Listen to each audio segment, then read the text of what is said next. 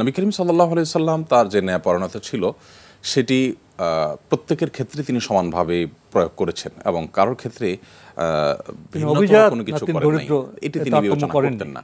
বিশেষ করে মক্কার মুশরিকদের মধ্যে, মদিনার কুফারদের মধ্যে একটা বিষয় ছিল, ইহুদিদের মধ্যে একটা আচরণ ছিল, খুব ধনী কেউ কোনো অপরাধ করলো এবং ধর্মগ্রন্থের আলোকে তার উপর কোনো শাস্তি বর্তায়, তখন কিছু টাকা নিয়ে তার শাস্তি লঘু করে দেওয়া হতো। আবার একই অভিজাত সম্প্রদায় তাকে সম্মান করে এবং একই অপরাধ একজন গরিব অভাবী দরিদ্র মানুষ করলে তার ক্ষেত্রে যথাযথভাবে প্রয়োগ পারলে সেটি আরও অতিরিক্ত প্রয়োগ করার চেষ্টা করা হতো। নবী সাল্লাল্লাহু আলাইহি ওয়াসাল্লামের কাছে এরকম একটা সভ্যতা যখন চলছিল, তখন তার কাছে একটা বিচার নিয়ে আসা হলো। মাখজুমি একজন নারী, তার নাম ফাতেমা, তিনি চুরি করেছেন। তখন তার কোরআনের নির্দেশ অনুযায়ী তার হাত কর্তন করে দেওয়া নির্দেশ করা হয়েছে। আমরা অনেকেই মনে করি যে চুরি করলে হাত কাটা, একটা জিনিস চুরি করছে একটা মানুষের হাত স্থায়ীভাবে কেটে ফেলা হবে, জিনিসটা কি অমানবিক নয়? আমরা অনেকে এরকম চিন্তা করি। মূলত আমরা এখানে এক পাশে হয়তো পণ্যটাকে রেখেছি, আরেক পাল্লে আমরা হাতটাকে রেখেছি। আমরা যদি এভাবে দেখতাম যে চুরি এটা একটা সমাজকে অস্থিতিশীল করে দেয় এবং চুরি এবং রাহাজানি এগুলো যদি একটা সমাজে চলতে থাকে, তখন এটা গোটা সমাজ অস্থির হয়ে ওঠে এবং অনিরাপদ হয়ে ওঠে। গোটা সমাজকে নিরাপদ করবার জন্য দৃষ্টান্ত স্থাপন করার মতো অপরাধ, দৃষ্টান্ত স্থাপন করার মতো শাস্তি দু একটাই কিন্তু যথেষ্ট। হাজার হাজার মানুষকে জেলে যেতে হয় না। তো যাই হোক, নবী করিম সাল্লাল্লাহু আলাইহি ওয়াসাল্লাম মাখজুমি মহিলাকে যখন বিচার কাঠগড় আনা হলো, তখন তার জন্য ফয়সালা করলেন হাত কাটার।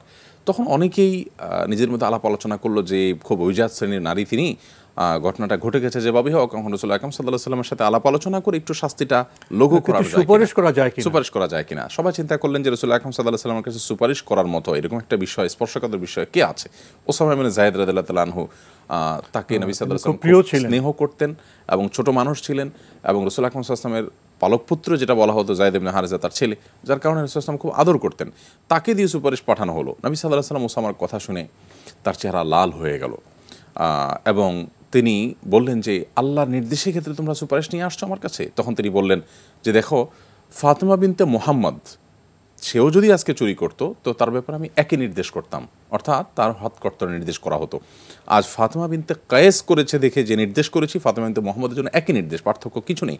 আশাস ইবনে কায়েস নামক একজন সাহাবী, তিনি বললেন এক ইহুদির সাথে আমার একটা সম্পদ নিয়ে দ্বন্দ্ব ছিল, তো আমার দাবিটা সত্য ছিল, ইহুদি মিথ্যাবাদী ছিল। ইহুদি ছলছাতুরি করে সেটা দাবি করছিল, তার কোনো প্রমাণ ছিল না। এদিকে আমার কাছেও কোনো প্রমাণ ছিল না। রাসূলুল্লাহ সাল্লাল্লাহু আলাইহি ওয়াসাল্লাম বিষয়টা নিয়ে গেলাম। নবী করিম সাল্লাল্লাহু আলাইহি ওয়াসাল্লাম জানেন ইহুদির চরিত্র, সে মিথ্যা কথা তারা কীভাবে বলে বা বলতো। তো নবী করিম সাল্লাল্লাহু আলাইহি ওয়াসাল্লাম আশাস ইবনে কায়েসকে বললেন, তুমি যে দাবি করছো এটা তোমার কোনো প্রমাণ আছে কিনা? তখন তিনি বললেন, আমার কোনো প্রমাণ নাই। নবী সাল্লাল্লাহু আলাইহি ওয়াসাল্লাম বলছেন, প্রমাণ যদি না থাকে তাহলে ইহুদিকে আমি বলবো সে শপথ করবে, কারণ ইসলামের মূলনীতি হলো আল বাইয়িনাতু আল মুদ্দাঈ, যে দাবি করবে তাকে প্রমাণ হাজির করতে হবে, ওয়াল ইয়ামিনু আলা মান আনকার, যে অস্বীকার করবে সে শপথ করবে। তখন বলা হলো ইহুদিকে শপথ করবার জন্য। তখন সাহাবী আশাস ইবনে কায়েস বলে, ইয়া রাসূলুল্লাহ, সে তো মিথ্যা শপথ করবে, আপনি জানেন। রাসূলুল্লাহ সাল্লাল্লাহু আলাইহি ওয়াসাল্লাম বলছেন, আমার কিছুই করার নাই, কারণ তোমার হাতে প্রমাণ নেই। অর্থাৎ বিধান, অর্থাৎ রাসূলুল্লাহ সাল্লাল্লাহু আলাইহি ওয়াসাল্লামের একান্ত অনুসারী একজন সাহাবী একটা পক্ষ, আর শত্রুতার জায়গায় থাকা আরেকটা পক্ষ ইহুদি একজন মানুষ। এই জায়গায় নবী সাল্লাল্লাহু আলাইহি ওয়াসাল্লাম যখন প্রমাণ ছিল না তার সাহাবীর কাছে, রায় কিন্তু ইহুদির পক্ষে তিনি দিয়েছেন। এরকম ঘটনা নবী সাল্লাল্লাহু আলাইহি ওয়াসাল্লাম পুরো জীবন ভর ছিল। কোনো এক যুদ্ধে মুনাফিক বলতেছিল, রাসূলুল্লাহ সাল্লাল্লাহু আলাইহি ওয়াসাল্লাম গনিমতের মাল বন্টন করছিলেন, যে আপনি ইনসাফ করুন। নবী সাল্লাল্লাহু আলাইহি ওয়াসাল্লাম কিছুটা রাগান্বিত হয়ে বললেন যে ওয়াইহাক ইল্লাম আহাদিল ফামা ইয়াদিল, তুমি কিভাবে এটা চিন্তা করতে পারলে? আমি ইনসাফ না করলে পৃথিবীতে ইনসাফটা করবে কে? ইনসাফ প্রতিষ্ঠা করবার জন্যই তো আসছি। আজকে আমরা নবী সাল্লাল্লাহু আলাইহি ওয়াসাল্লামের অনুসারী হিসেবে যারা নিজেদেরকে আমরা দাবি করি, আমাদের ব্যক্তিগতভাবে ব্যক্তি জীবনে বা আমাদের সামাজিক জীবনে, আমাদের কর্মক্ষেত্রে, সব ক্ষেত্রে, এমনকি আপনি যেভাবে বললেন আরও বিস্তর পরিসর থেকে আমাদের পরিবেশের প্রতি, আমাদের আল্লাহ সৃষ্টির প্রতি, সবগুলোর প্রতি আমি কতটা ন্যায়পরায়ণ।